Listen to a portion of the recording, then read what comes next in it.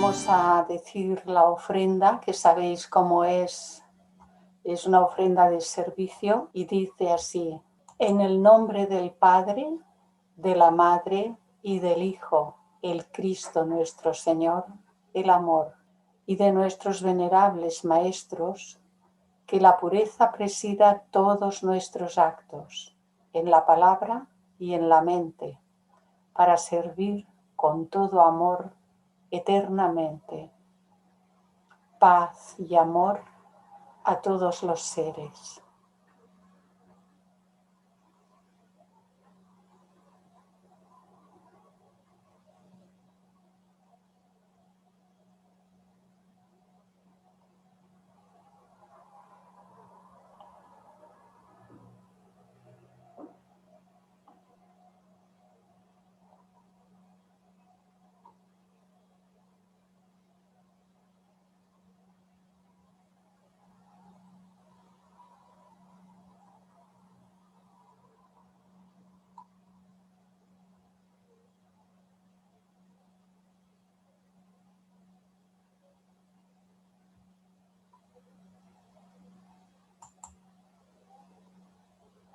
Bien, en la tarde de hoy continuamos. El mismo autor, Geoffrey Hodgson, cuando pasa del nacimiento hacia un nuevo momento en la vida de Jesús.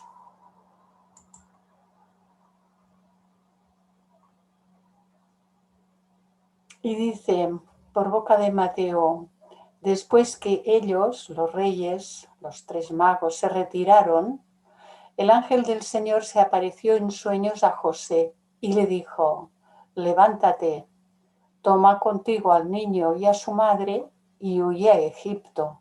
Allí estarás hasta que te avise, porque Herodes va a buscar al niño para matarle. El logro de una verdadera experiencia mística o de cualquier gran ampliación de conciencia va seguido generalmente por cierto conflicto.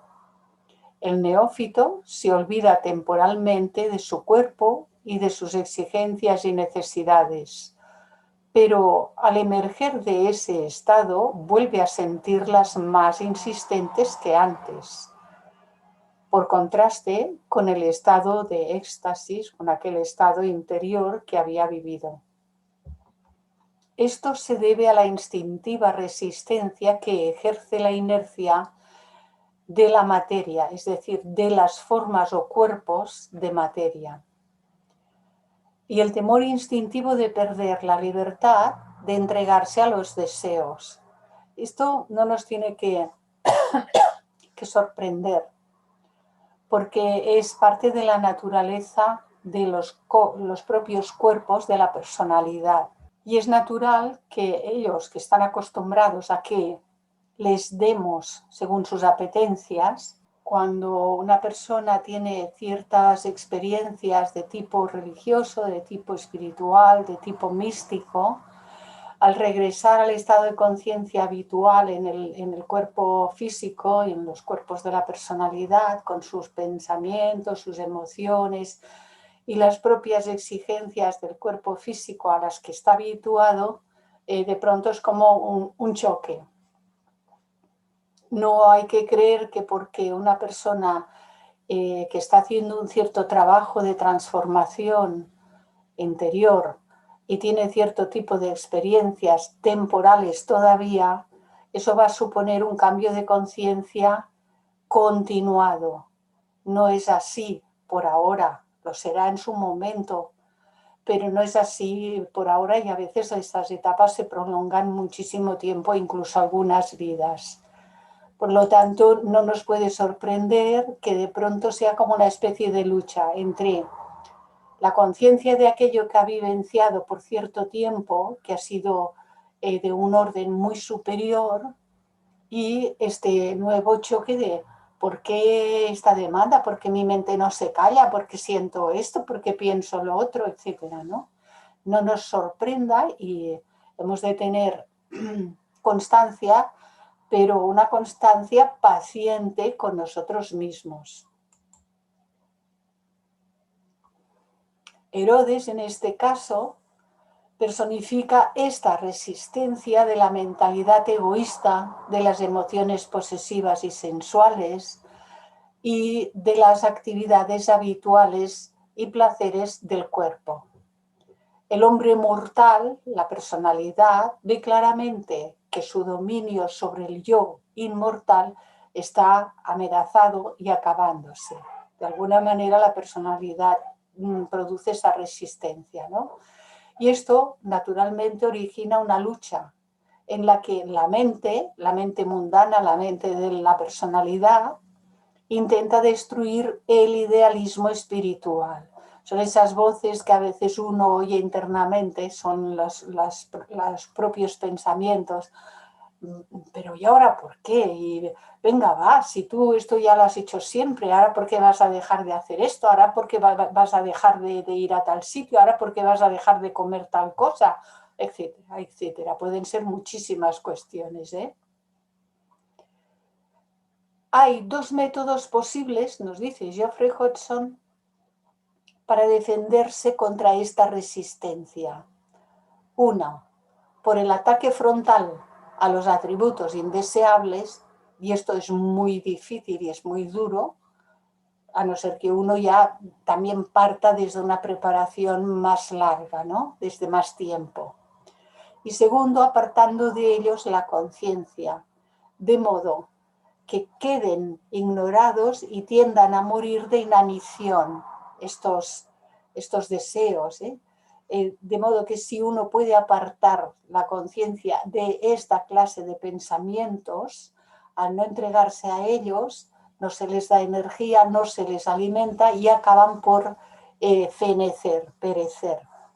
Este último método es el que se describe metafóricamente en este versículo como la huida a Egipto. Es como refugiarse en lo superior.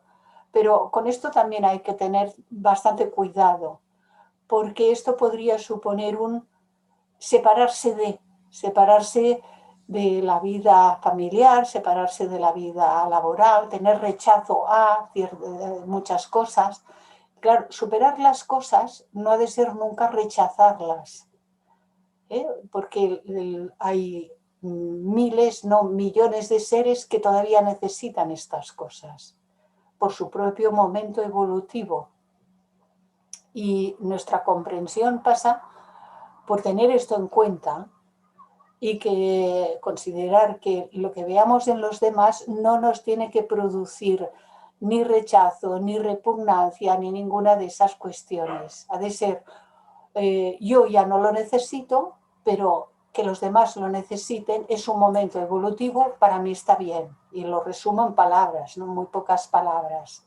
Pero es un estado de conciencia que hemos de vigilar para que el desarrollo en nosotros no suponga de ninguna manera un apartarse de otros seres. José, en este caso, la mente, situada aquí como la mente en el plano de la personalidad, percibe intuitivamente el peligro y quiere evitarlo, este aspecto. ¿Y ahora por qué, no? Y el ángel, desde arriba, que ya está fluyendo en la medida en que puede, algo más que antes, cada vez un poco más que antes, le aconseja. Quiere decir que desde arriba llegan esos pequeños toques intuitivos para que vayamos reforzándonos en ese sentido. Y estos cambios de conciencia pueden ser provocados por ministerio angélico, ¿eh? O sea que todo lo que procede de arriba se va filtrando con mayor facilidad, mayor amplitud, en la medida en que nosotros hacemos también los cambios. Es decir, los cambios de abajo facilitan que nos llegue lo de arriba, y cuando nos llega lo de arriba facilita mejor los cambios de abajo. Y entonces esto es un círculo virtuoso, ¿eh? Recordemos siempre que se establece un círculo virtuoso. Lo de abajo ayuda a lo de arriba y lo de arriba ayuda a lo de abajo. Sigue diciendo en Mateo: él se levantó, tomó de noche al niño y a su madre y se retiró a Egipto. Tomó de noche en el sentido físico, seguramente que era con el motivo de esconderse y no ser descubiertos. Pero cuando hay un retirarse hacia lo interno, en principio no tiene por qué ser de noche física, pero se va hacia lo interno de sí mismo, lo cual quiere decir que se aleja de todo este contacto con los planos de la personalidad, se va hacia lo interno, se retira de noche, va con el niño, ese niño recién nacido, ese Cristo recién nacido, y se va hacia lo interno. Y nos dice en el Evangelio, y allí estuvo hasta la muerte de Herodes, para que se cumpliera el oráculo del Señor por medio del profeta, que dijo, de Egipto llamé a mi hijo. Porque la llamada, simbólicamente hablando, es siempre desde los planos superiores, y estos planos superiores están simbolizados por Egipto. Simbolizados, ¿eh? La palabra símbolo siempre la hemos de tomar en su propia naturaleza. Permitidme que revise, que no haya nadie por aquí pendiente. Gracias. Bueno. Los autores del Antiguo Testamento usan a Egipto como un símbolo del estado más denso de materia al que desciende la vida divina en su jornada involutiva y en el que queda estrictamente restringida.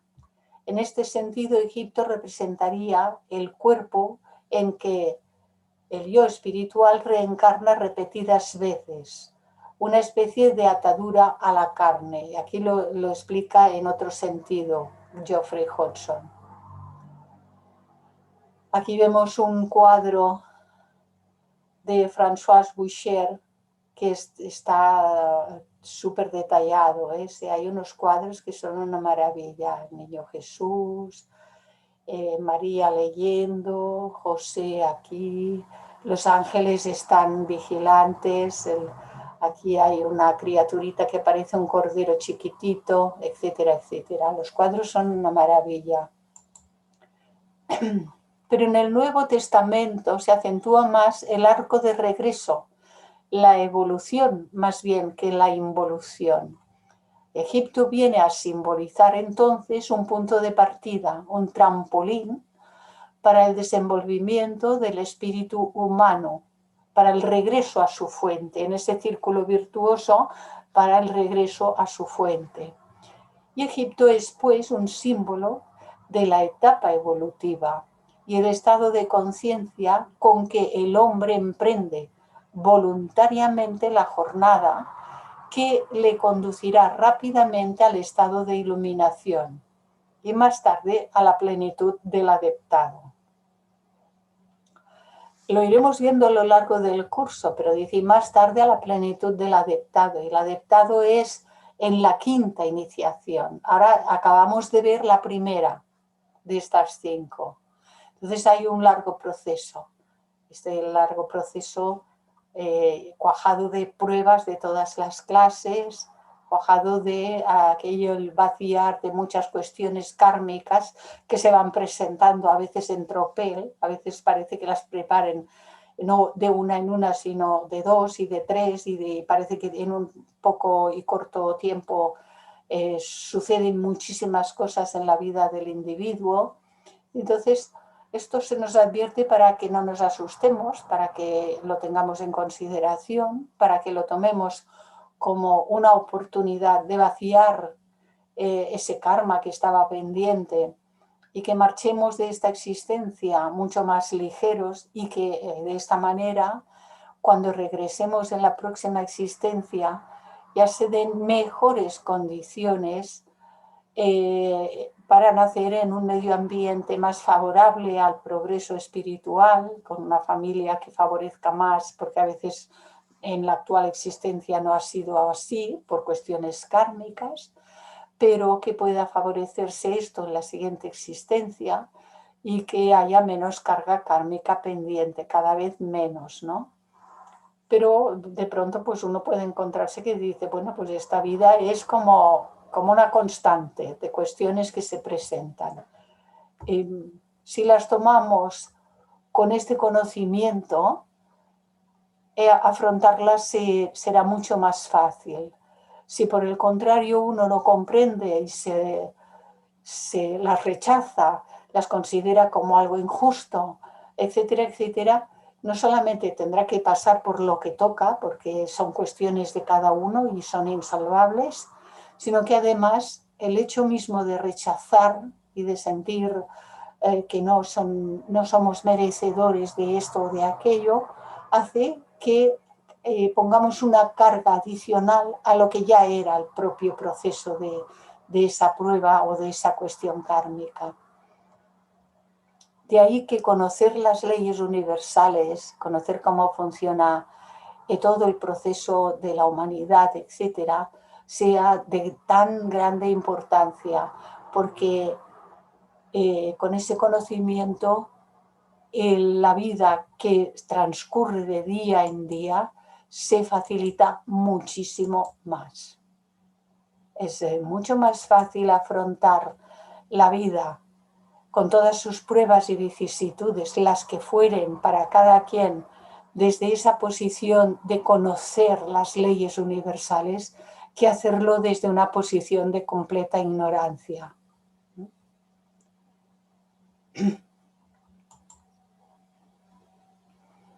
En otra interpretación histórica de los incidentes de la vida de Jesús, Egipto representa una región en donde existieron santuarios de los misterios mayores. La admisión a esos centros iniciáticos estaba abierta para personas superiormente evolucionadas, que se retiraban de la vida ordinaria y se sometían a un determinado entrenamiento e instrucción como preparativo para ser aceptados en la hermandad conocida como la Gran Fraternidad Blanca. A consecuencia de esas experiencias se aceleraba la evolución y se obtenían conocimientos muy profundos. Cuando esa formación quedaba completada, los nuevos iniciados eran enviados al mundo para transmitir prudentemente. Y en estos textos y en cualquier texto de esta naturaleza teosófica, filosófica, etc., cada palabra tiene un peso específico y es muy importante para transmitir prudentemente el conocimiento que habían adquirido y buscar discípulos a quienes pudieran adiestrar para un adelanto y servicios similares, y para elevar el nivel de vida y de conciencia de la humanidad en su conjunto, sacándola desde la rígida ortodoxia hacia niveles más elevados de pensamiento, de percepción directa y de su comunión con Dios. Y esto también hay que tenerlo muy en cuenta. Desde el punto de vista físico, nosotros podemos decir, bueno, pero es que mi alcance es poco, mi trabajo es este, mi familia es esta, mis deberes tales. Pero cuando pensamos y vemos la naturaleza de esas leyes del universo, que son inherentes a toda la humanidad, nos damos cuenta de que con la mente, con el pensamiento, podemos alcanzar los confines del universo. Y que cuando cambiamos nuestra forma de pensar acerca de todas las cosas, de todos los seres, de todas las cuestiones, la incidencia que nosotros podemos hacer va sumada a la incidencia de otros muchos seres que también están haciendo lo mismo. Con lo cual aquello es un cambio que afecta a la humanidad en su conjunto. Y no debemos pensar, por un lado, que podemos cambiar a los demás, porque no es cierto, el cambio lo hemos de hacer cada uno de nosotros, pero podemos influir por medio del propio cambio. De la misma manera, tampoco debemos pensar, yo no puedo hacer nada, porque eso tampoco es cierto. Podemos hacer, y mucho, pero a través de nuestro propio cambio siempre. Esta antiquísima costumbre universal fue seguida evidentemente por Jesús, de quien no se dan más datos hasta que reaparece con 12 años de edad. De suerte que estos dos versículos constituyen una alusión breve y velada a esta parte de la preparación de Jesús para su gran ministerio.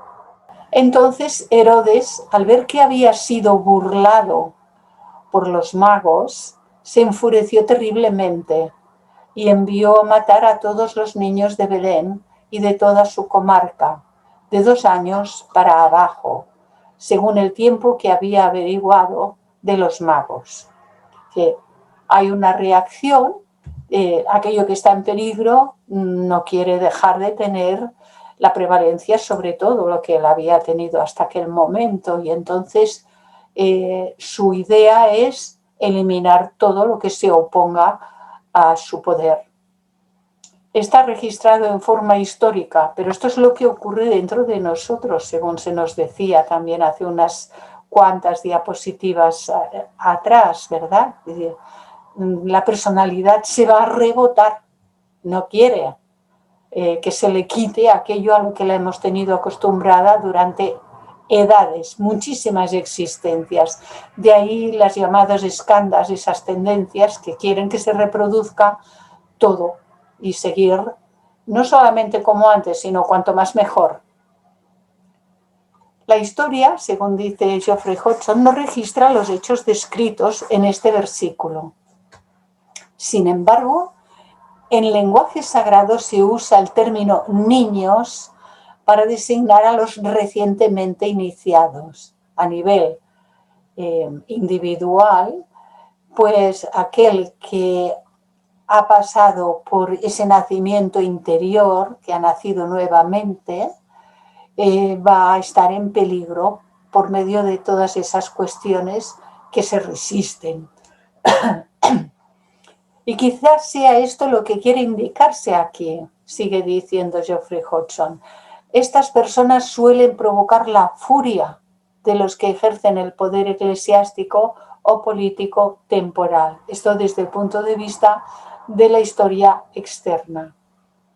También nombra lo político porque cuando alguien destaca en un sentido, quieren mejoras que vayan a producir una mejora general para toda la humanidad sin distinciones, aquellos que ostentan el poder político o el poder eclesiástico ven peligrar su propio poder, sus propios beneficios, y de ninguna manera quieren que esto ocurra. De ahí que todos los pioneros han sido perseguidos.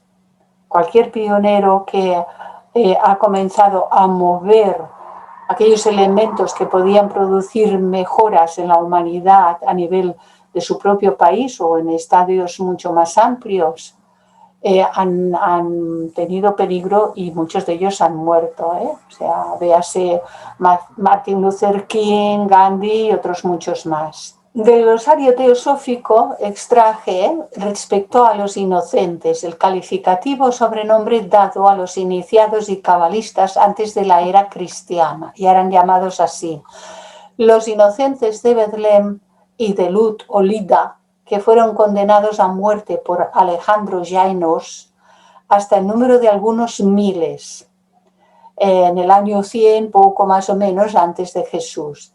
Estos dieron origen a la leyenda de los 40.000 niños inocentes asesinados por Herodes, que es una leyenda, mientras buscaban al infante Jesús. Lo primero es un hecho histórico. Estos inocentes que se dieron es un hecho histórico poco conocido. Y lo segundo es una fábula, porque históricamente no está registrado el tema de Herodes y de los niños, como lo ha demostrado suficientemente Renan en su vida de Jesús. Claro, ha habido diversos historiadores orientalistas, han indagado en la documentación de la época y no se ha encontrado nada que pueda confirmar que hay un registro de que hubo esas muertes por parte de Herodes. Pero el símbolo es válido porque se refiere a lo que ocurre dentro de cada uno de nosotros, y esto es importante.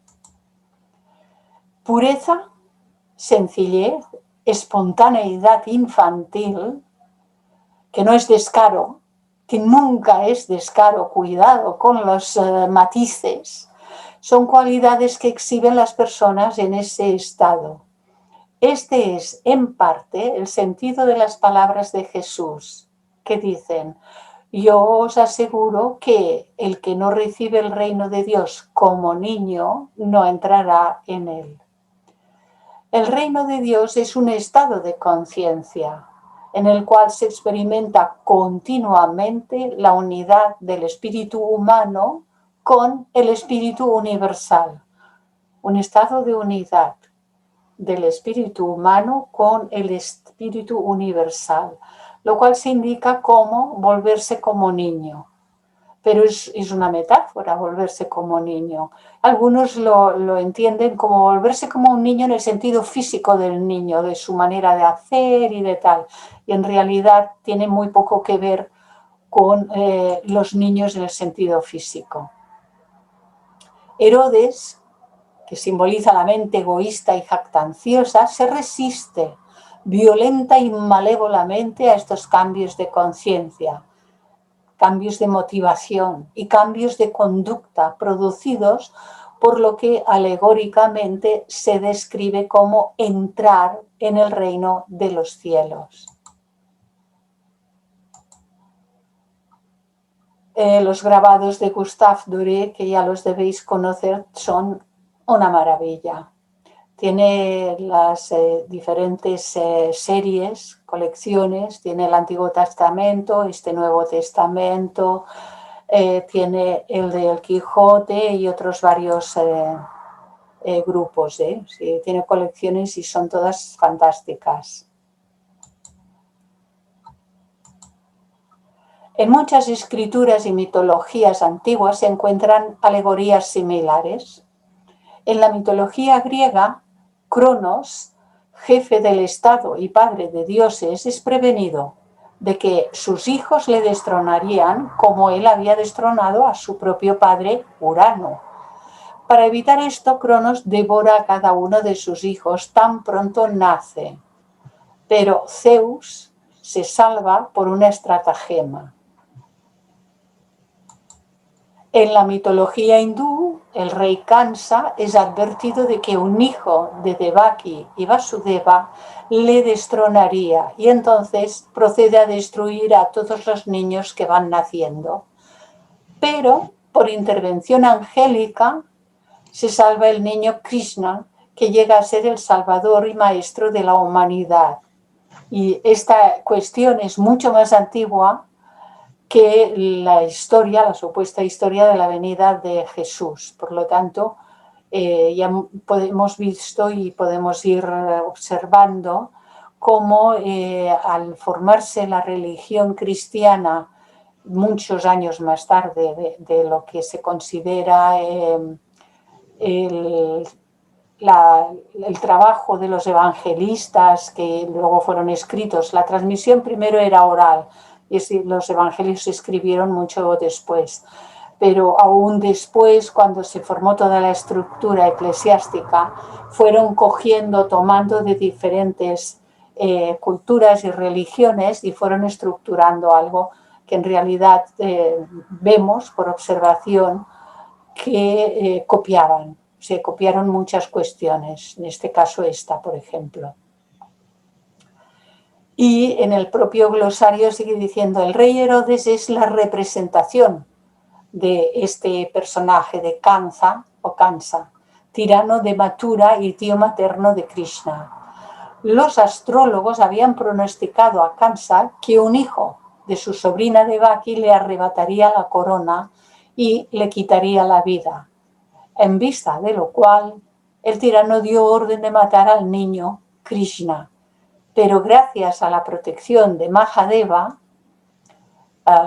Deva como entidad superior, grande, Maha, grande, gran, sus padres lograron ponerlo a salvo. Así que también fue por mediación angélica, como dice Geoffrey Hodgson unas cuantas diapositivas atrás.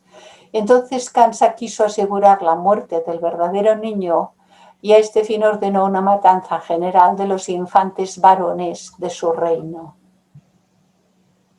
De estas matanzas en India, no encontré pinturas y dibujos. Las que encontré todas se referían a la matanza de los inocentes alegóricamente por Herodes. Herodes fue prevenido de que iba a nacer en Israel un niño que le destronaría y por tanto hizo matar a los inocentes. Pero también, y como por intervención angélica, el niño Jesús se salvó y llegó a ser el instructor espiritual de millones de personas. Se nos describen alegóricamente las privaciones que tiene que sufrir el espíritu al manifestarse en la materia, dice el libro. Los dobles paréntesis son pequeños añadidos que pongo, porque recordemos que siempre os comento que es por medio de las formas construidas con la materia. La materia es siempre virgen y las que se pueden degradar son las formas. Cuanto más densas sean estas formas de materia, por lo tanto la vibración es más densa, es más baja, mayor será la privación de poder. Jesús, Krishna y Zeus, nombrado aquí, salvados así, describen la victoria del espíritu sobre la materia. Nada puede oponerse a este triunfo. Este es el proceso por el cual se forma un salvador de la humanidad. O bien, en el caso individual, se alcanza el adeptado. Realmente las pruebas por las que deberemos pasar llegado el momento de alcanzar esta primera grande iniciación son sin duda parte del propio proceso y seguramente es así, ninguno habrá que no haya de pasar por enormes pruebas. Pero si uno va bien preparado, bien pertrechado, con el conocimiento de cuáles son las leyes universales, qué parte tenemos nosotros en todo este proceso, y hacemos ese proceso purificador en profundidad, con toda certeza que nuestra propia vibración estará elevada hasta el punto en el que ningún intento de ataque y de destrucción de este niño recién nacido será efectivo. La mónada humana, entendida como Atma, Buddhi, Manas, el conjunto, la mónada humana también sufre privaciones al ir incorporándose en materia de sucesivos grados de densidad, cuando desciende a la encarnación, en cada encarnación. Pero al fin se sobrepondrá a la resistencia de la materia, la dominará, la dominaremos y conseguiremos que los cuerpos de la personalidad, construidos de materia, estas formas, estén a nuestro servicio, al servicio de lo superior. Y entonces nacerá el niño divino en cada uno de nosotros cuando llegue el momento. Y entonces llegará a manifestar el poder, la sabiduría, amor y la inteligencia de un adepto que recordemos que hemos dicho es en la quinta. El proceso es largo, pero como iremos viendo a lo largo del curso, es una auténtica maravilla. No nos deben asustar las pruebas, sino que nos debe admirar el propio proceso. Quise poner acerca del glosario de este Sutratman. ¿Qué es el Sutratman o Sutratma? Viene de sánscrito. Literalmente, hilo del espíritu. Y es el ego inmortal, denominado así. Es la individualidad, el conjunto Atma, Buddhi, Manas, llamada individualidad, que se encarna en hombre, por medio de los vehículos de la personalidad, en un hombre con minúscula, una vida tras otra, y en la cual están ensartadas como cuentas de rosario en un cordón sus innumerables personalidades, una tras otra. La energía universal es llamada así también, este es su trama, es la energía universal. Es el hilo argentino que se reencarna desde el principio hasta el fin del Manvantara, ensartando en sí mismo, ensartando, es un hilo. Aquí tenemos que explicar las cosas y poner muchos nombres para poderlas explicar, y yo lo hago así en círculo, cuando desciende esa fuerza y cuando asciende y se genera un círculo virtuoso. En realidad todo eso está en columna, es un hilo, es un conducto, por ahí sube y por ahí baja todo, ¿eh? Pero claro, si lo pongo todo una cosa encima de la otra, ni yo me entendería, ni vosotros a mí tampoco. Para explicarlo, fijaros si tenemos que hacer cosas encima de un diagrama. Así que ahí están ensartadas las perlas de la existencia humana, o en otros términos, a través de ese hilo Sutratman, desciende el aroma espiritual de arriba a abajo, de lo superior, y asciende el que se ha desarrollado, es como una conquista, y asciende de cada personalidad que sigue de un extremo a otro del peregrinaje de la vida. Es un círculo virtuoso, por nombrarlo de alguna manera así medio entendible, ¿verdad? Y sigue diciendo por boca de Mateo: entonces se cumplió el oráculo del profeta Jeremías, que había dicho: un clamor se ha oído en Ramá, llanto y lamento grande. Es aquel que llora a sus hijos y no se quiere consolar, pues ya no existen. Esto en cuanto a la parte histórica de la matanza. Aquí encontramos una interpolación de las palabras del profeta hebreo para apoyar la cualidad mesiánica de Jesús. Pero quizá Jeremías alude a la lucha interior entre el yo superior, Atma, Buddhi, Manas, entre el yo superior y el inferior de la personalidad de un candidato. Al hablar de la inevitable sensación de pérdida asociada con la renuncia al yo personal, que precede a la realización de la unidad con Dios o con la deidad o con lo superior en nosotros, le llamemos como sea. Lo cual es aplicable no solo a Jesús, que es un símbolo de este proceso por el cual hemos de ir pasando todos, sino que es aplicable a todo iniciado triunfante. Por lo tanto, es aplicable a todo ser humano en su debido momento cuando alcance esta iniciación, porque es la herencia de la humanidad.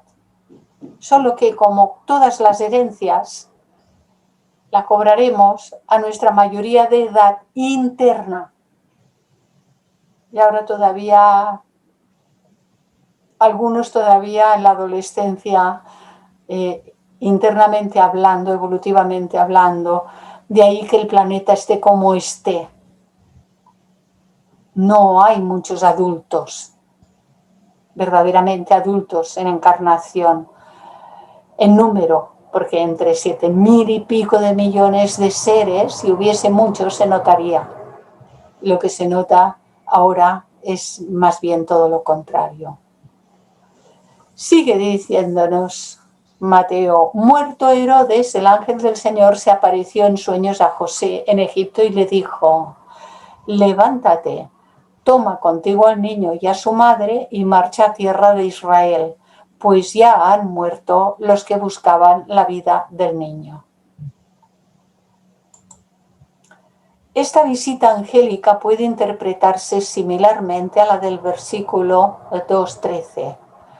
Dentro del sentido histórico, lo natural sería que José, como padre putativo y guía del niño, supiera que el desarrollo y la formación de Jesús podría lograrse mejor ahora en su tierra natal. Allí existían comunidades esenias muy apropiadas para el efecto, pero José cambió la destinación. Se dice que se establecieron en Nazaret para que se cumpliera la profecía de que el Mesías habría de ser un nazareno. Esto indica cierta alusión a la vida oculta de Jesús. Los nazarenos eran un grupo de hombres apartados, dedicados, consagrados, célibes, que se sometían a un adiestramiento y a una disciplina, grandes, adiestramiento y disciplina parecidos a los de los esenios.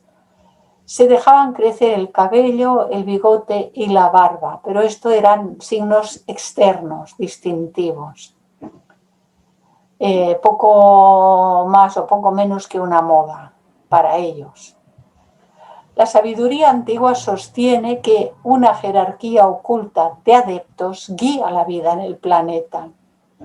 De hecho, hay cantidad enorme de jerarquías. En ese gráfico que observamos, en cada uno de los planos y en cada uno de los subplanos y aún a grados más pequeños de escala, hay cantidad de jerarquías, todos trabajando. Una jerarquía que los miembros de esa jerarquía están continuamente iluminando las mentes de los hombres, nos dice, e inundando los mundos superfísicos con inspiración e iluminación espiritual. Que los discípulos de esos adeptos, a su vez, transmiten aspectos de esa sabiduría a las mentes de los hombres, mediante su ejemplo, sus enseñanzas y sus escritos. Ejemplo, enseñanzas, si pueden ser presenciales, verbales, directas, aquello de sentarse a los pies del maestro, que no es para rendirle culto, sino para recibir enseñanza. Esto también ha sido interpretado como muy, muy literal y mal, ¿no?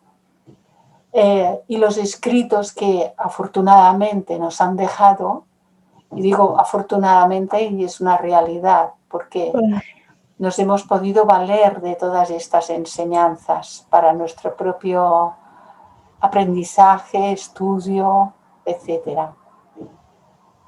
Aunque los hombres presten poca atención a semejante guía, durante ciertas épocas como la presente, esa ayuda es más notoria en algunos periodos que en otros. Además, ciertos miembros de esa jerarquía actúan directamente, ya sea en sus propios cuerpos, si han mantenido los cuerpos para permanecer en este plano, o utilizando los de discípulos superiormente evolucionados y entonces pueden transmitir por medio de los discípulos la enseñanza y los mensajes. Los discípulos, estos superiormente evolucionados, han desarrollado una capacidad intuitiva, algunos de sus aspectos superiores, ya los pueden transmitir a sus vehículos de la personalidad y por medio de ellos transmitir la enseñanza que en los propios planos superiores recibe directamente de sus propios maestros. Y de ahí que se puede decir, así lo afirman, que la humanidad nunca está abandonada, que todo el que está preparado y en su corazón anhela encontrar el camino de ese desarrollo espiritual, encuentra en su propia existencia, encuentra a su debido momento la vía, sea presencial, sea por medio de libros, etcétera, etcétera. Y esto va cambiando según los pasos que hacemos. Si cuando se presenta una oportunidad la aprovechamos, detrás de esa oportunidad vienen otras. Si cuando se presenta una oportunidad no la aprovechamos, ¿para qué van a venir más oportunidades? Para desprecio de ellas. Es importante que nos demos cuenta que tenemos que estar atentos a aprovechar toda oportunidad.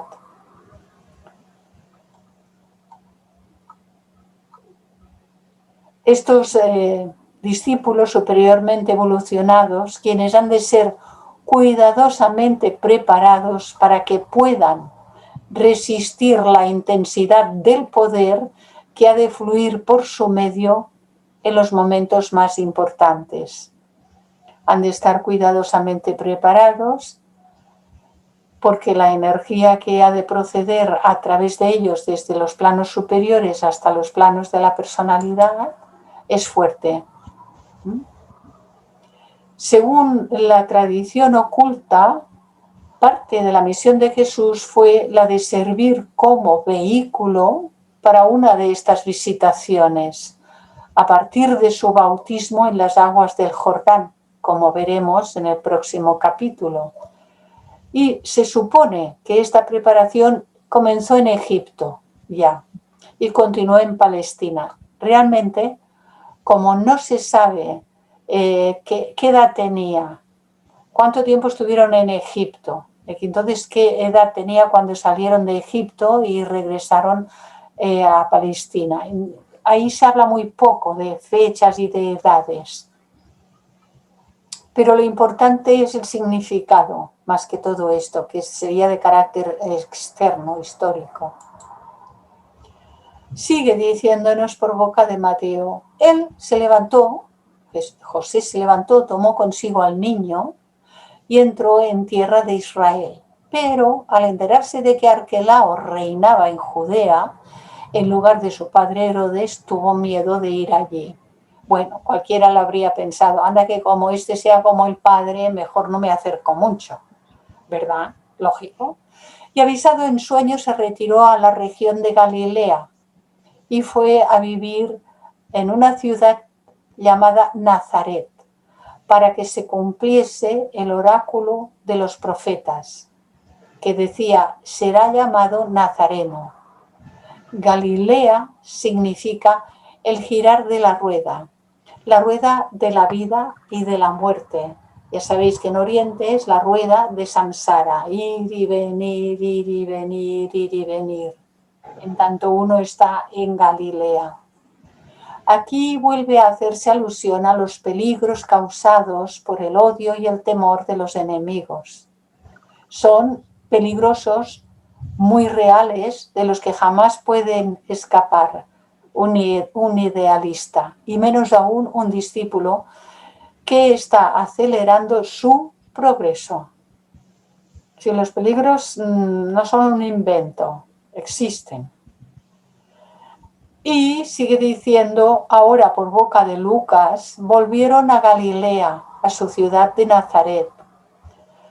Y el niño crecía y se fortalecía en espíritu, se colmaba de sabiduría y la gracia de Dios era sobre él. Y Nazaret significa lo que se consagra o se aparta, es decir, que aquello de la propia personalidad que ya se ofrece al servicio de lo superior, y no porque sea parte del mundo, sino porque desde el propio mundo toda su actividad mental, emocional y física es consagrada, la vuelve sagrada, es un pensamiento sagrado, es el sentimiento y la emoción sagrado y es la acción y la palabra sagrados. Cristo, ahora sigue diciéndonos, aquí es de Belén al Calvario de Bailey, Cristo vivió calladamente en su hogar con sus padres, realizando la dificilísima experiencia de vivir una vida hogareña, con su monotonía, sus costumbres sin variaciones, su obligada subordinación a la voluntad y las necesidades del grupo local. Nosotros vivimos en una casa que está en un barrio, que está en una ciudad, que está, etcétera, ¿no?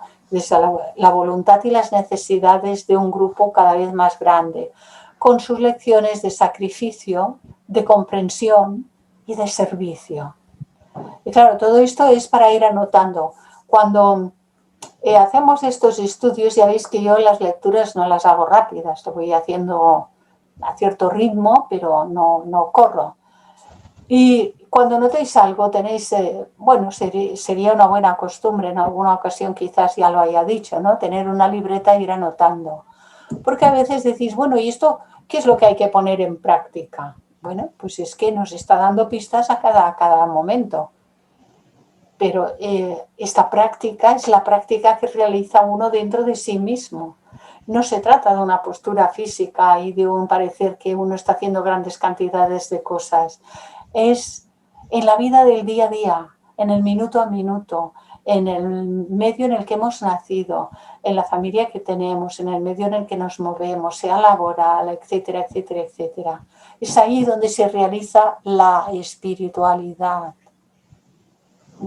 No son cosas que nos van a hacer aparecer con trajes radiantes y haciendo efluvios de luz que vea todo el mundo. No es eso, aunque algunas personas lo confundan. Es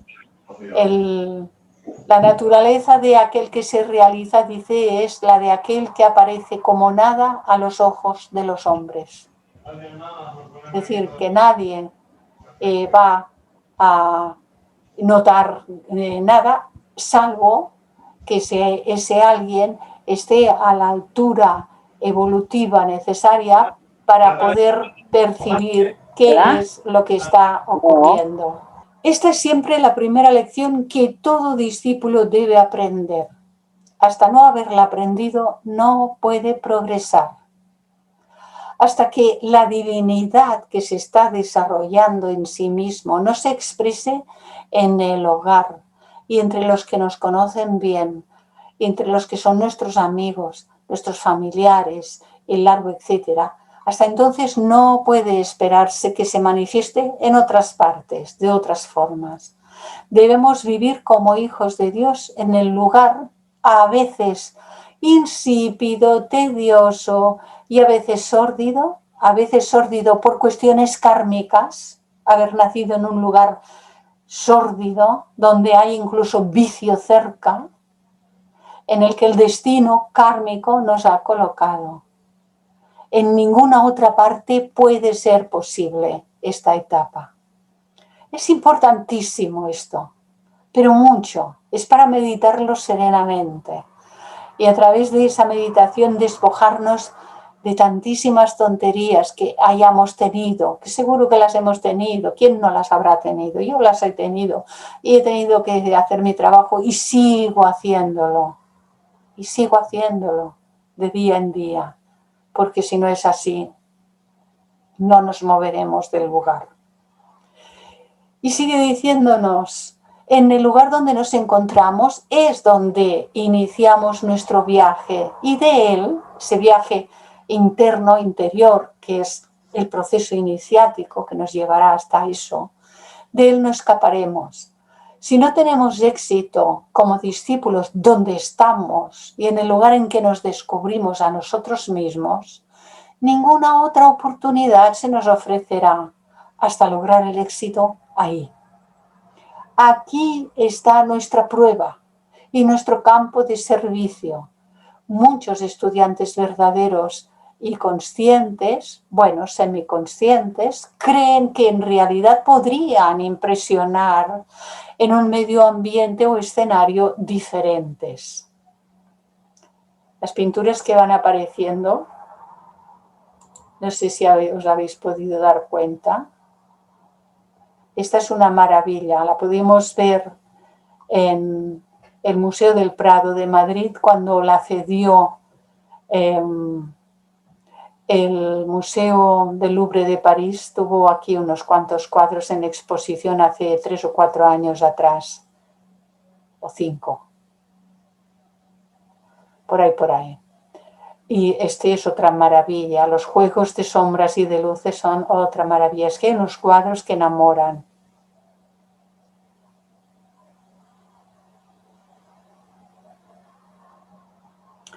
Piensan que si hubieran contraído matrimonio con otra persona, o si tuvieran más dinero, o también si tuvieran más tiempo libre, despertarían más simpatía en sus amigos, o si disfrutaran de mejor salud física, quién sabe qué podrían realizar. Cada uno piensa que la causa o culpa, porque la palabra culpa también a veces nos gusta ponerla, ¿no?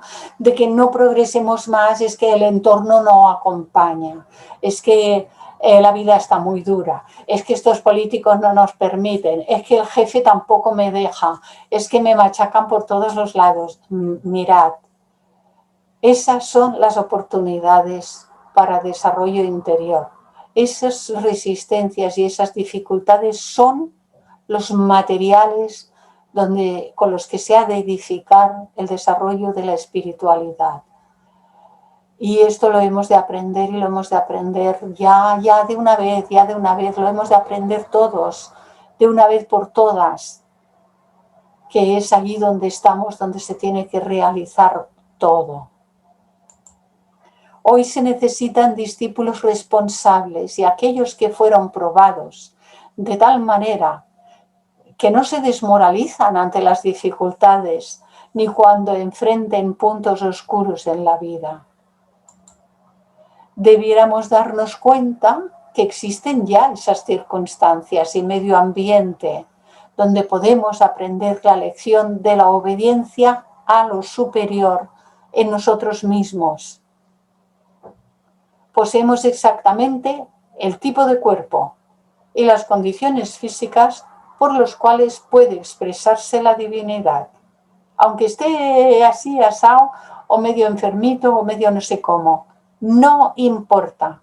Tenemos los contactos en el mundo y el tipo de trabajo requeridos para poder dar el paso en el sendero del discipulado, el siguiente paso hacia esa realización, a ese Dios o como le queramos llamar. Hasta que los aspirantes no capten este hecho esencial y se dediquen con regocijo a una vida de servicio, dándose amorosamente en sus propios hogares, no realizarán progreso alguno. Hasta que el camino de la vida no sea hollado con alegría en el círculo hogareño, en silencio, sin compadecerse de sí mismos. Aquí la palabra compadecerse en algún otro sitio la también he entrecomillado y aquí no me di cuenta. Sin autolastimamiento de sí mismo, porque no es compasión. Es que lástima de mí que a mí no me entiende nadie. Eso es lo que hacemos con nosotros mismos. Pero no tiene que ver con la verdadera compasión. Hasta esto, ninguna otra lección, ninguna otra oportunidad les será brindada. Muchos aspirantes bien intencionados deben también comprender su responsabilidad, por muchas que sean las dificultades con que tropiezan. Confundidos porque les parece evocar demasiado antagonismo, que ¿qué pasa? ¿Por qué me viene todo? ¿Por qué todo parece que me llueve a mí? ¿Por qué tantas penurias? ¿Por qué tantas pérdidas? ¿Por qué tanta cosa? Se lamentan de no hallar una respuesta amistosa mientras estudian, leen y piensan, intentando llevar una vida espiritual. La razón puede hallarse, por lo general, en su egoísmo espiritual.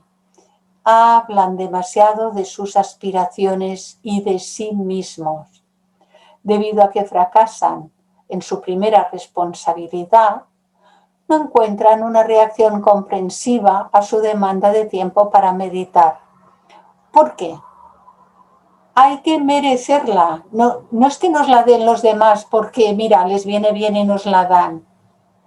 Es que hay que merecer el tiempo de meditación, hay que hacerse merecedor de todo. Y esto solamente puede realizarse por medio del trabajo bien hecho desde nosotros mismos. Lo que pidamos por la boquita no sirve. Hay que merecerlo, kármicamente hablando. Quieren reconocimiento de que están meditando, exigen tranquilidad, no ser molestados ni interrumpidos. Yo llegué a conocer a una persona que se había hecho insonorizar una habitación en su propia casa para que cuando estaba meditando no le molestase el ruido de su propio hijo, que era niño, que era todavía pequeño y que correteaba y pedía y hacía pues lo que hacen los niños. No habíamos entendido, yo me incluyo por si aquellas cosas, para lo bueno y para lo otro, si somos generosos, primera persona plural, yo también. Pero si somos egoístas, primera persona plural, yo también, por la parte que sea.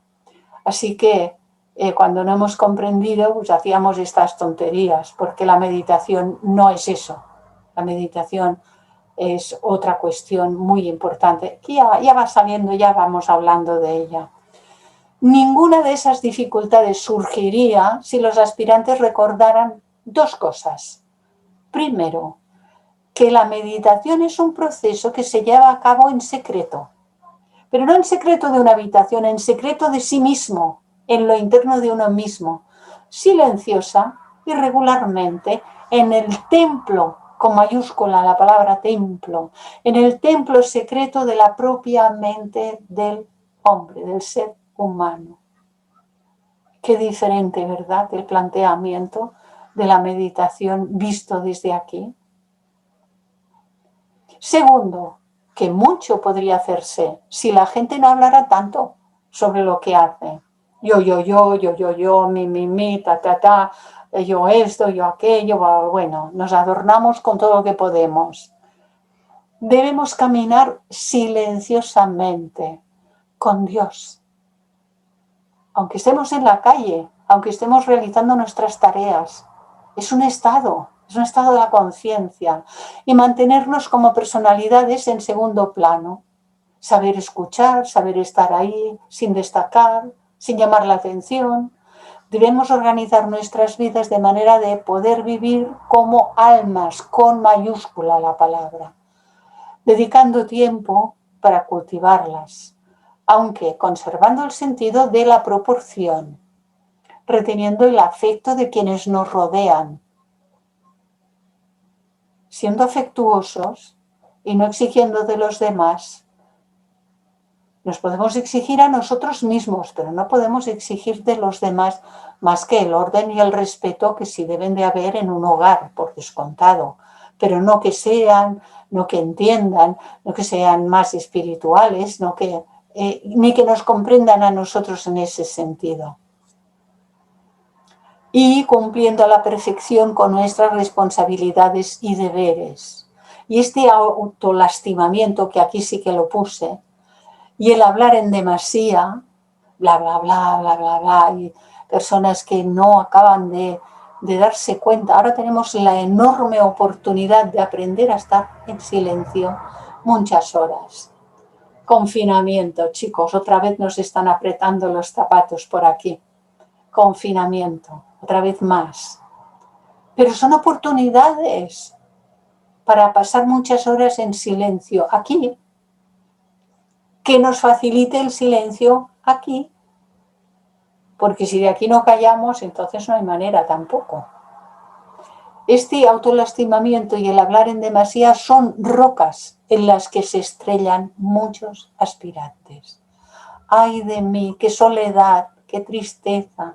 Que no tengo, que no siento, que no veo, qué tal. Parece que esté abandonado de la mano de Dios. Pues no, son las pruebas del camino. Aprovechemos todo esto, tomémoslo como pruebas y oportunidad. Los hombres de fe con mayúscula, es fe de vida, no es creencia. Hay una diferencia enorme entre la fe, que procede de lo interior, y la creencia, que procede de lo que hemos aprendido desde fuera. Los hombres felices, los hombres con luz en los ojos y un canto en sus corazones, dicen que Dios dio mucho más que una señal en los cielos o una vislumbre de un fulgurante pergamino. Dio una vida y murió por nosotros. Dicen que tomó sobre sí el dolor y la desesperación del mundo, disipándolos en un solo sacramento de amor. El amor a todo, el amor a todos los seres, el amor a todas las criaturas, en cualquier condición en que se encuentren, porque son sus momentos evolutivos. Nosotros tenemos nuestro momento evolutivo, cada uno de nosotros tiene el suyo. Y hemos de comprender y respetar absolutamente el momento evolutivo de cada ser. Él mismo se tuvo que convertir en el pan de vida, hablando de Jesús, para un mundo hambriento. Fue apartado o se apartó, como todos los hijos de Dios que despiertan para el trabajo de redención. Vino a dar de comer al hambriento. Y a este respecto tenemos 2 versículos en la Biblia que arrojan luz sobre su tarea y la correspondiente preparación. En efecto, el grano se trilla y el propio Cristo nos dice: si el grano de trigo no cae en la tierra y muere, solo se queda, pero si muere, lleva mucho fruto. Sí, cualquiera de nosotros ha de morir a lo viejo para poder nacer a lo nuevo. Este es el destino que le esperaba cuando nació en Belén. Entonces empezó la carrera, que con el tiempo había de trillarlo, llevándolo después hasta su muerte, en el sentido histórico. Pero luego veremos qué significado tiene a nivel interior. A lo largo del curso veremos y comprenderemos más y más. Y esto es una maravilla. El cuadro de Pablo Veronese, que es otra maravilla. Los estudiantes harían bien en recordar que el número 12 es considerado por los esoteristas de todos los credos como el número de lo completo, expresado una y otra vez en las distintas escrituras del mundo. Los comentarios que siguen son interesantes en este sentido, pues indican la significación de esta cifra y su relación con la iniciación. Alcanzar la edad de 12 años simboliza un periodo completo de evolución, donde se recibe la iniciación del alma crística. Se recibe esa iniciación, teniendo lugar en la mente interna, porque aquí forma parte Atma, Buddhi, Manas. Esto es el templo con T mayúscula y corresponde al despertar de los aspectos de la lógica y la intuición, que es una facultad crística o búdica, intuición del alma. Este es el principio padre-madre indicado por la presencia de los progenitores. Alcanzar la edad de 12 años simboliza un periodo completo de evolución. Está repetida el texto, tendré que arreglarlo, es la misma. Por el amor y la práctica amorosa probamos nuestra iniciación en los misterios. Nacidos en el mundo de amor de Belén, la nota clave de nuestras vidas desde ese momento debe ser la obediencia a lo más elevado que hay en nosotros, el amor a todos los seres, en la total confianza en el poder del Cristo inmanente para expresar, por medio de la forma externa de nuestra personalidad, una vida de amor. Amor a todos los seres y a todas las cosas. La vida de Cristo debe ser vivida hoy y oportunamente por todos. Es una vida de regocijo y alegría, de pruebas y de problemas, pero su esencia es amor y su método el amor. Los anales ocultos en parte confirman la narración de los evangelios y en parte no. Nos muestran la vida de Jesús y de este modo nos facilitan el separarla de los mitos que con ella están entrelazados. El niño cuyo nombre judío se ha transformado en el de Jesús nació en Palestina 105 años antes de nuestra era. Sus padres de linaje distinguido, aunque pobres, le educaron en el conocimiento de las escrituras hebreas. En una visita que hizo a Jerusalén, mostró su extraordinaria inteligencia y su afán de saber, yendo en busca de los doctores del templo.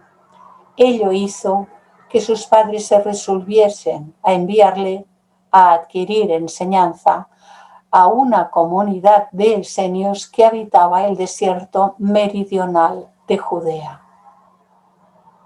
La primera iniciación se ha realizado. Cristo ha nacido en Belén. El alma ha alcanzado su expresión externa y ahora esta alma Cristo, como el representante histórico de todo lo que el alma, de que todo lo que toda alma humana puede ser, el iniciado individual, entonces va hacia la grandeza. Habiendo completado el trabajo preparatorio, Cristo en su 12º año realizó nuevamente otra experiencia intuitiva, yendo desde Nazaret, lugar de consagración, al templo, donde la intuición lo llevó a un nuevo conocimiento de su trabajo. Nada indica que él conociera detalladamente en qué consistía esa misión. No dio explicación alguna a su madre. Comenzó a hacer el trabajo que constituía su deber inmediato y enseñó a quienes se encontraban en el templo, asombrando con su comprensión y sus respuestas. Su madre, asombrada y apenada a la vez, le llamó la atención respecto a ella y a su padre, pero solo recibió la serena respuesta, dicha con convicción, que cambió totalmente la vida de ella, al responderle: ¿no sabíais que en los asuntos de mi padre debo estar? En el del padre de arriba. En los del padre de abajo se sigue haciendo lo que se debe de hacer, pero es de otra manera. Esos asuntos, a medida que se desarrollaron en su conciencia, en el transcurso de los años, se ampliaron y extendieron en omniabarcante amor, que la Iglesia Ortodoxa está dispuesta a admitir. La extensión de esta misión alboreó lentamente en la joven mente de Cristo, que comenzó, como debe obligatoriamente hacer todo verdadero hijo de Dios, iniciado a actuar como mensajero de Dios, en cuanto reconoció la visión y el lugar mismo en que se encontraba. Habiendo de este modo indicado su comprensión del trabajo futuro, leemos: y descendió con ellos, sus padres, y volvió a Nazaret, lugar de renovada consagración. Y descendió. Cuando asciende es el sentido de recogimiento en meditación, y cuando desciende regresa al estado de conciencia de vivir en su personalidad, cumpliendo con sus deberes. Y estaba sujeto a ellos, y Jesús crecía en sabiduría y estatura y en gracia para con Dios y los hombres. La misión del Salvador se inicia definidamente en ese momento, pero en bien de los que vendrán después, porque esa vida es un mensaje y un ejemplo para que todos nosotros sepamos cuál es el proceso y cuál es el método que hemos de poner en práctica en nuestras vidas para desarrollar ese mismo proceso, todos y cada uno de nosotros. Después de la oculta experiencia en Egipto, oculta porque la Biblia nada dice, y después de la revelación en el templo y la aceptación de la tarea a cumplir, Cristo regresa al lugar de su deber.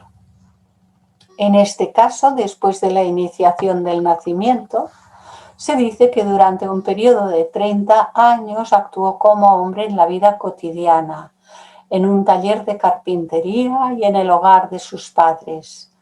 Esta vida hogareña constituye la prueba a que fuera sometido y su importancia no puede subestimarse.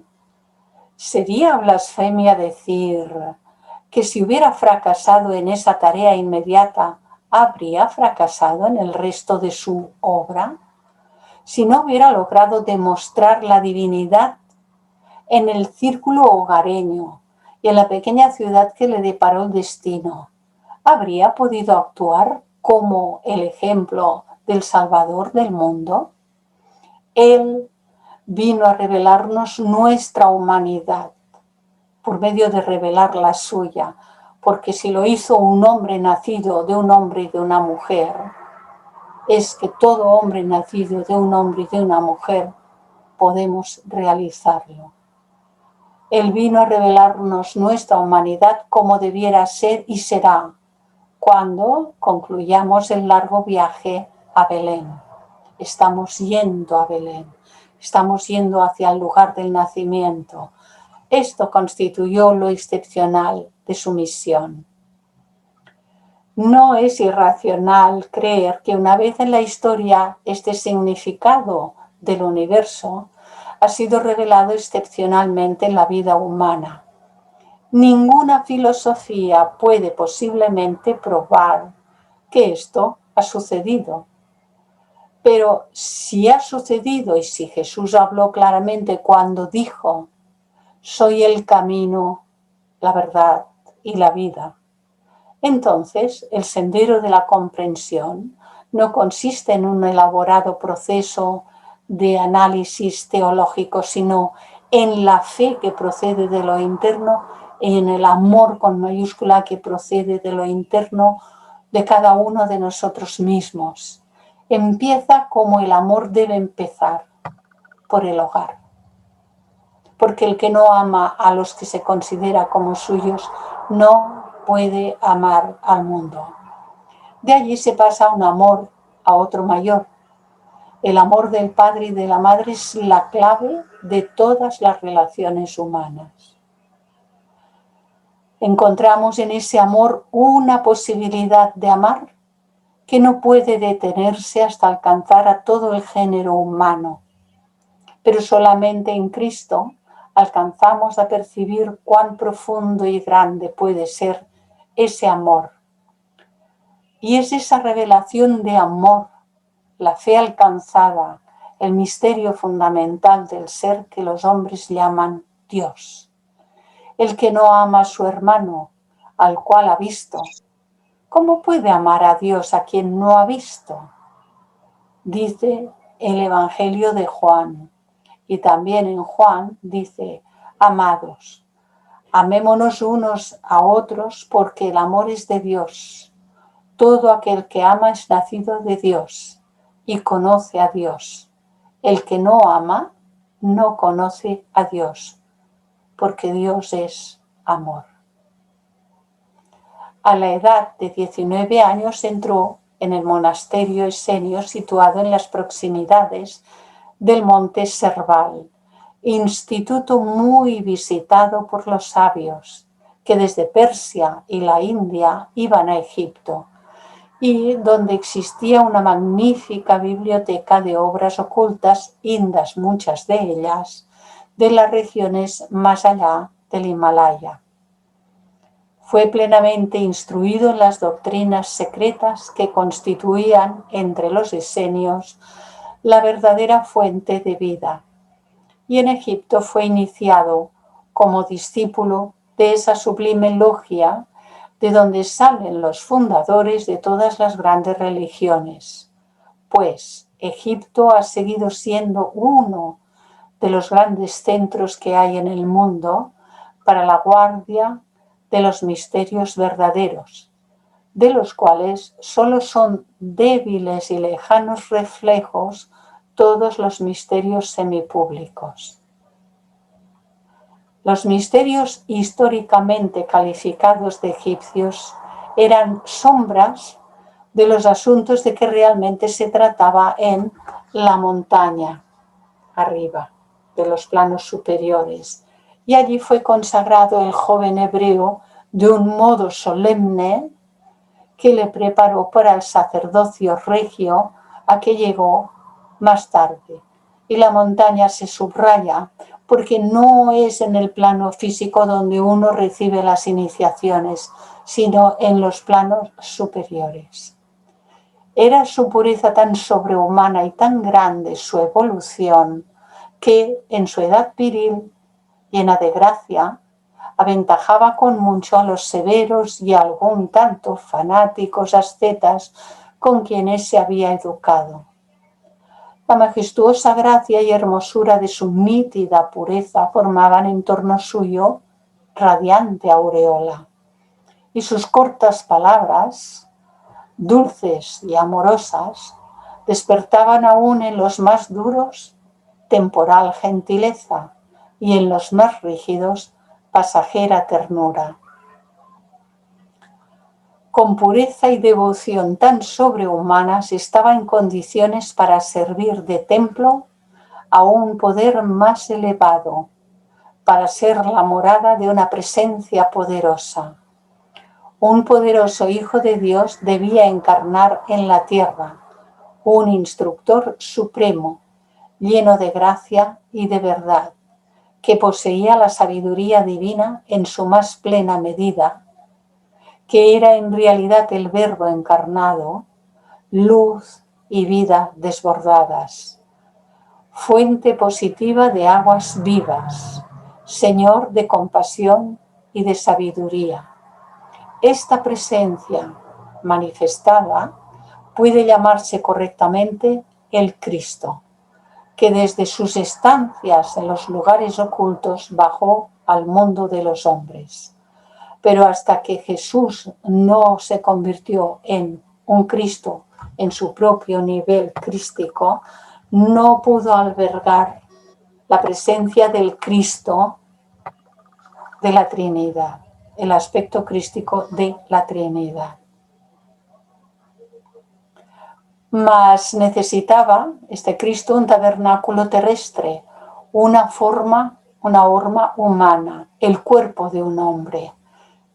¿Quién más a propósito para ceder su cuerpo con voluntad y alegría en servicio de uno ante el cual ángeles y hombres se humillaban con la más profunda reverencia que este hebreo, el más noble y puro entre los perfectos, cuyo cuerpo y alma inmaculados eran lo mejor que la humanidad podía ofrecer? En la enseñanza del Buda tenemos las tres maneras en que puede cambiarse la naturaleza inferior y prepararse para ser una expresión consciente de la divinidad. Primero, mediante el desapego. El hombre aprende a apartar su conciencia e interés de las cosas de los sentidos y a desoír los llamados de la naturaleza inferior. El desapego impone un nuevo ritmo al hombre. Segundo, mediante la lección del desapasionamiento. Se inmuniza del sufrimiento de la naturaleza inferior a medida que aparta su interior de las cosas secundarias y de lo no esencial y lo centra en las realidades superiores. Tercero, mediante la práctica del discernimiento. La mente aprende a seleccionar lo bueno, lo bello y lo verdadero. Estas tres prácticas cambian la actitud hacia la vida y la realidad cuando se efectúan sensatamente, proporcionan la regla de la sabiduría y preparan al discípulo para la vida crística. La teosofía enseña que el hombre encarna en la tierra repetidas veces y que las vidas durante las cuales se despiertan las aspiraciones y se entra en la vía sacra son especialmente peligrosas. Algunos de esos peligros no pueden evitarse totalmente porque son kármicos, o sea, cosechas compensatorias de siembras adversas en el pasado. Todo neófito sincero es guiado y protegido y dirigido, tanto visible como invisiblemente, por sus mayores en evolución, dentro de las restricciones impuestas por la ley kármica. El karma no lo puede variar ni los maestros, ni las jerarquías, ni nadie. Este es otro significado de las anunciaciones y prevenciones que la mónada o esencia divina del hombre recibe de ángeles o de Dios. Tanto el Antiguo como el Nuevo Testamento afirman frecuentemente la comunión con la Deidad Suprema. A medida que el hombre se eleva en evolución, las experiencias interiores se vuelven más profundas. El sentimiento de unidad con Dios se graba más hondo hasta culminar en el pleno conocimiento de la unidad y de la identidad con aquel ser eterno que preside la evolución y que mora dentro del alma de todas las criaturas. Mientras viajamos con Cristo desde Belén hasta la hora cercana a la segunda iniciación, ¿cuál es la lección que hemos aprendido? ¿Cómo podemos resumir la significación de ese episodio en términos de aplicación práctica, individual? ¿Este episodio tiene algún significado personal? ¿Cuáles son los requisitos y las posibilidades que nos esperan? Si un estudio de esas 5 etapas en la vida de Cristo no son de valor para nosotros y si se refieren a un desenvolvimiento de imposible interpretación humana, entonces todo lo que se ha escrito y enseñado en el transcurso de los siglos resulta fútil y sin utilidad alguna. Las explicaciones teológicas comunes ya no atraen a la inteligencia desarrollada del hombre de hoy en día.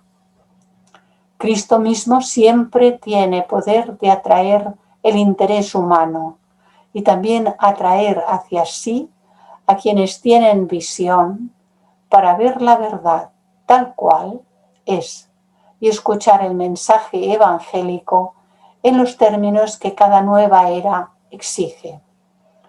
Constituiría una pérdida de tiempo seguir elaborando esta antigua historia del Cristo viviente si no contiene un mensaje específico para nosotros, los seres humanos corrientes. Y si todo lo que se nos pide es asumir la actitud del observador de un hombre que simplemente dice, así es. Esta actitud creyente, aunque negativa, se ha mantenido demasiado tiempo, durante siglos.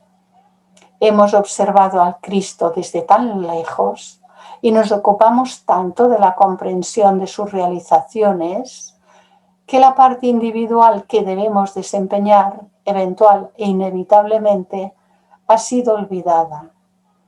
Le hemos dejado a Él todo el trabajo. Hemos tratado de imitarlo y Él no quiere ser imitado. Quiere que probemos para Él, para nosotros mismos y para el mundo, que la divinidad que reside en Él se halla también en nosotros, en todos. Debemos descubrir que podemos ser como Él porque lo hemos visto. Ha tenido fe ilimitada en nosotros y en la realidad de que todos somos hijos de Dios, porque nuestro Padre es uno, es el Padre universal. Nos demanda hollar el sendero de santidad y lograr la perfección que su vida alcanzó, para lo cual Él mismo nos pide que trabajemos. Tanto el Antiguo como el Nuevo Testamento afirman frecuentemente la comunión con la Deidad Suprema.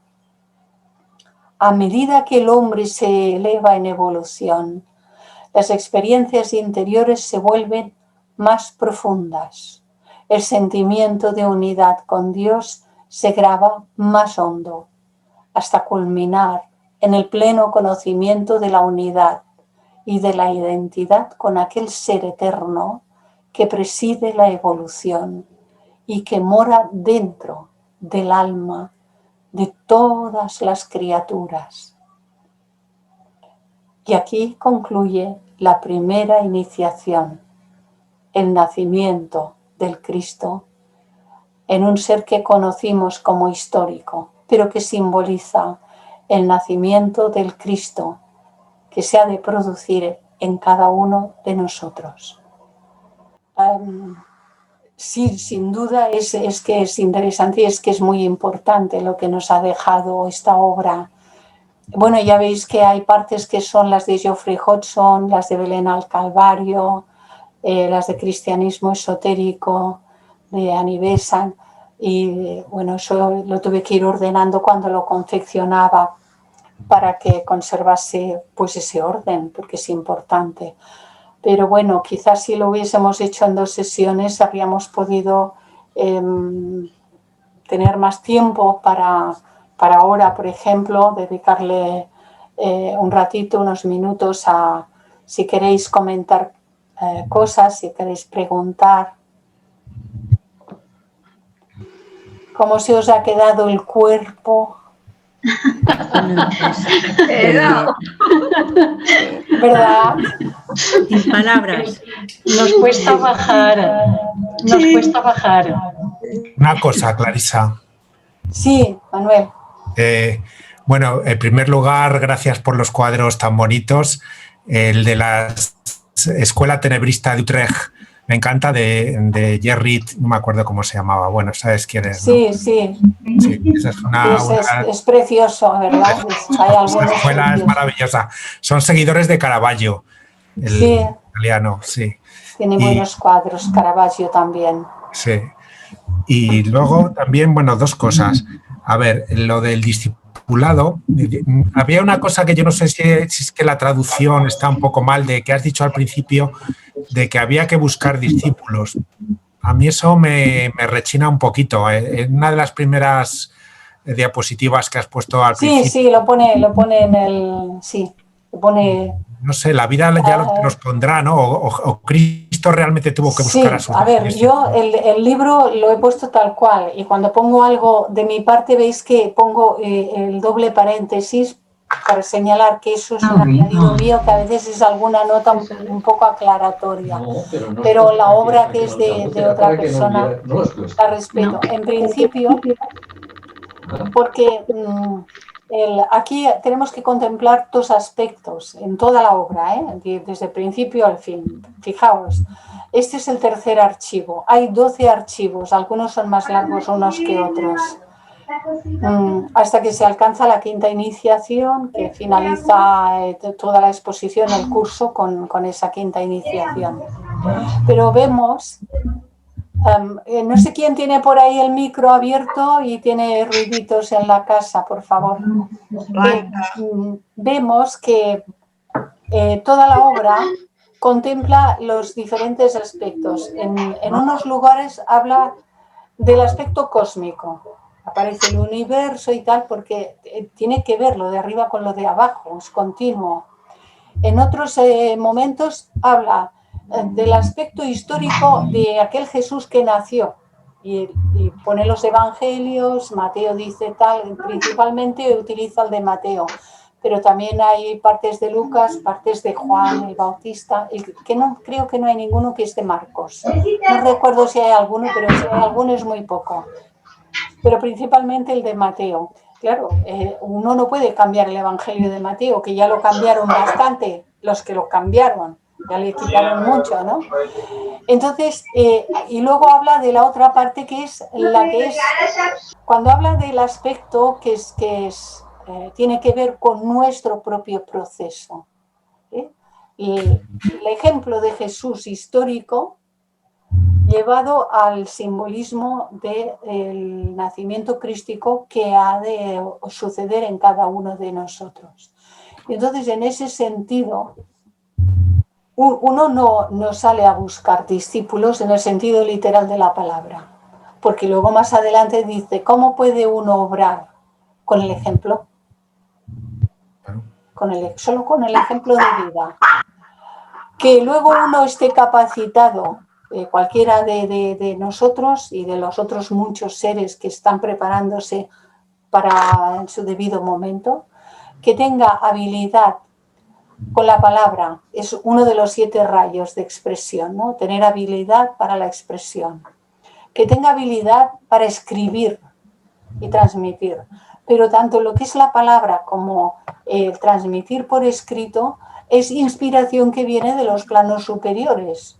En su momento, pues unos la tendrán de una manera, los otros la tendrán de otra manera, nosotros no sabemos cómo la tendremos y tal. Y dejar estas escrituras, estas obras, el Bhagavad Gita y otras obras que hay que son, bueno, una maravilla, ¿no? Pero siempre nosotros hemos de aprender, y ahora lo has expresado muy bien con tu tema, ¿no? Y nos llamas la atención, por si no nos hubiésemos dado cuenta alguno de nosotros de este asunto.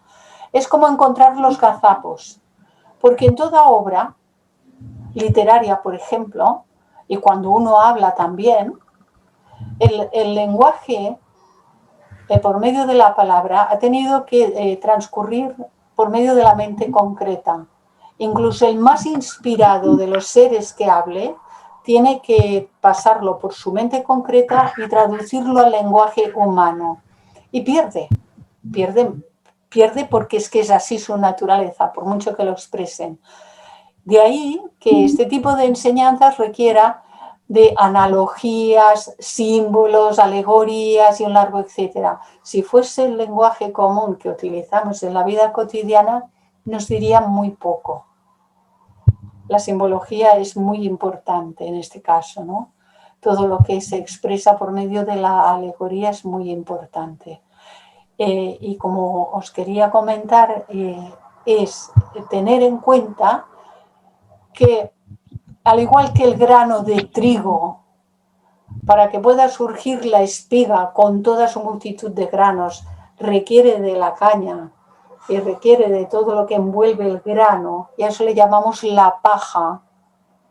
Y la paja se aprovecha también, se aprovecha todo, para ladrillos o para lo que convenga, ¿no? En sus momentos se ha aprovechado para todo.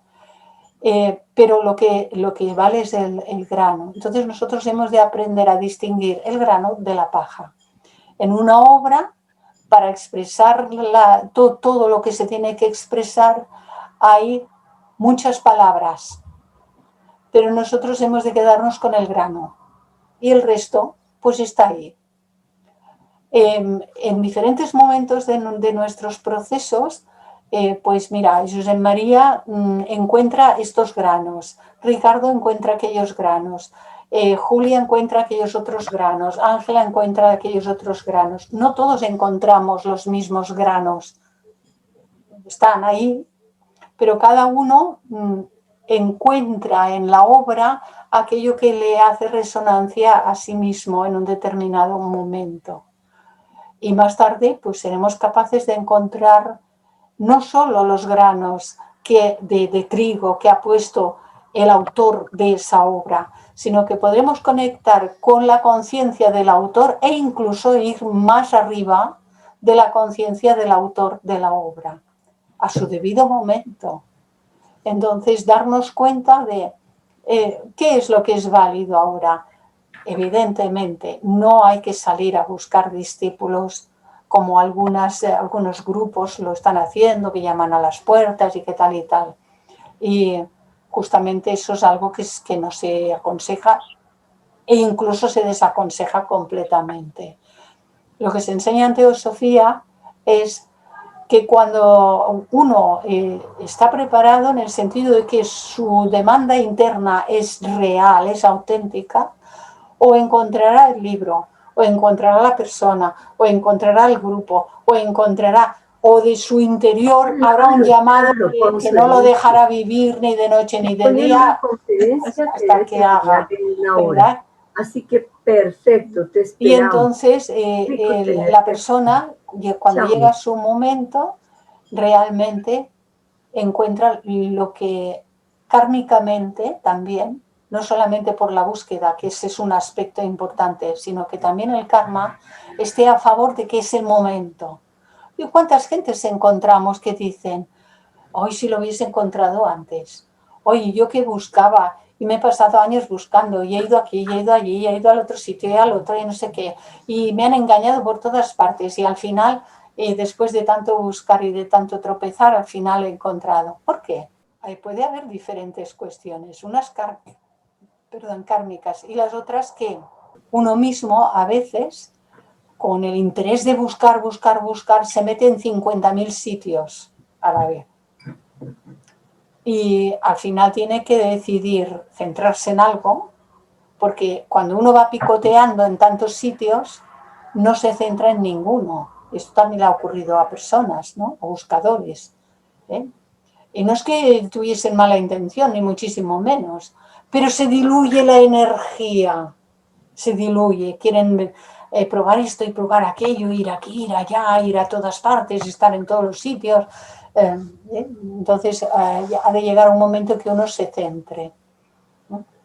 Y entonces la máxima expresión no es ir a buscar discípulos, es el ejemplo de uno mismo, el ejemplo de vida. Silencioso, no hablar mucho, no decir mucho. Si no nos preguntan nada, si nos preguntan 2 palabras, si tiran de las 2 palabras 4, si tiran de las 4, pues ya veremos si podemos decir más. Siempre con mucho cuidado todo. Sí. No invadir la vida de nadie, en absoluto. Sí, otra cosa, gracias. Otra cosa que quería comentar es, bueno, lo de los 12 años es muy curioso porque coincide con los retornos de Júpiter, del planeta Júpiter, sobre a todas las personas. Cada 12 años retorna el planeta Júpiter de cómo lo tenían en el nacimiento. Y bueno, pues así lo que busca por internet mientras hablabas, dice Júpiter con sus tránsitos, soy corto, va a dar forma y va a afianzar el significado que le damos a nuestra vida, las reglas y las leyes superiores que nos dicta nuestro maestro interno, sobre las cuales basamos nuestra existencia y las que nos dan guía para elegir los caminos a transitar. Qué casualidad que Jesús con los 12 años el templo con los sabios. 12 años, los 12 apóstoles, aparece el número repetido en diferentes maneras. Sí. No, todo encaja, todo está unido y todo tiene significado, es verdad. Es una maravilla, es una maravilla. Sí. Gracias. Realmente. ¿Alguien más quiere añadir algo? Aquí Rafael. Hola, Rafael. Clarisa. Mira, regresando un poquito a la pregunta anterior de ir en busca de los discípulos, se me vino a la mente que es ir en busca y son los únicos discípulos que hay que buscar, es a los principios inferiores para disciplinarlos. Ah, bueno, claro, eso sí, eso se expresa a lo largo de toda la obra, sí. Bueno, nada más era un comentario. Sí. Se puede, Rafael, se puede aplicar, en ese significado también se puede aplicar, ¿no? Que lo de abajo se ha de convertir en discípulo de lo de arriba, siempre, en todos los aspectos. Es lo que ha estado comentando toda esta parte del capítulo, sí. ¿Alguien más quiere comentar alguna cosita? Yo, Clarisa. Hola, Salomón. Oye, pues quiero hacer una pregunta que espero no desanime a nadie. Me gustaría saber qué fue primero, el aspecto esotérico de los escritos o el aspecto exotérico, de tal manera que nosotros podamos entender un poco aquello que hay en el fondo. Porque, por ejemplo, Jeffrey Hodgson hace una interpretación de los escritos de los evangelistas. Sí. Entonces yo me pregunto, me imagino que nos dan unas escrituras para que nosotros podamos entender, nosotros las personas no tan evolucionadas, podamos entender lo que podamos entender de acuerdo a ese exoterismo, porque pues si en el fondo hay un mensaje esotérico, entonces pues yo me imagino que de alguna forma la divinidad, después de tener esta divinidad, esa sabiduría, pues manda a personajes como Jesús, como Krishna, etcétera, para poder expresar eso que hay en la divinidad y que nosotros, las personas comunes, podamos por lo menos entenderlo exotéricamente, y si le echamos un poco de ganas, pues podemos indagar y para ver cuál es el mensaje realmente interno o esotérico. Por favor. Sí, así es, pero claro, en la familia humana, lo mismo que en una familia de cualquiera de nosotros, hay los abuelos, a veces incluso hay bisabuelos, ¿no? Los mayores enseñan a los más jóvenes, están los abuelos, están los padres, están hermanos de diferentes edades. Yo recuerdo que yo tengo una hermana que tiene 10 años más que yo y un hermano que tiene 8 años más que yo. Y cuando te venía del colegio con un maletón de deberes enorme, yo necesitaba ayuda de ellos, les preguntaba y ellos me ayudaban. Eran mis hermanos mayores. Y la humanidad siempre ha tenido hermanos mayores. ¿Esto qué significa? Que bueno, hubo unos evangelios que precisamente nos han llegado muy retocados, y evidentemente detrás de esa vida presentada como la vida histórica de un ser llamado Jesús. Y esa fue su vida, y lo presentaron como el Salvador del mundo. Y él ya nos había salvado a todos. Pero llevamos 2000 años y pico después de él y vemos que no se ha salvado nadie y que a menos que uno se ponga a hacer un trabajo transformador, uno no está salvado. No puede ser por la vía indirecta. Y entonces hay personas que se han dado cuenta, esos otros hermanos mayores en edad interna que nosotros, que por su propia evolución, siendo mayores internamente hablando, se han dado cuenta de que ahí el mensaje iba dirigido a que aquello era el modelo, el ejemplo, que significaba no que Jesús había nacido físicamente de una mujer en forma virginal y el espíritu, que eso tenía otro significado. Que la carne nace de la carne y el espíritu nace del espíritu. Por lo tanto, Jesús como hombre nació de una mujer y de un hombre. Cristo, cuando se realizó, nació del aspecto espiritual, del espíritu. Esto más adelante se desarrolla más todavía a lo largo del curso. Y que si aquel hombre, nacido de una mujer y de un hombre, hizo todo aquel proceso de autotransformación hasta convertirse en un Cristo, en un ungido y elevarse en su quinta iniciación, porque esto ahora estamos en la primera recién explicadas en estas semanas, en estos jueves, ¿no? Pero viene muchísimo más proceso. Si aquel lo pudo realizar y era un hombre, un ser humano como cualquiera de nosotros, significa que cualquiera de nosotros puede realizar en su interior lo mismo que él realizó, porque somos de la misma naturaleza.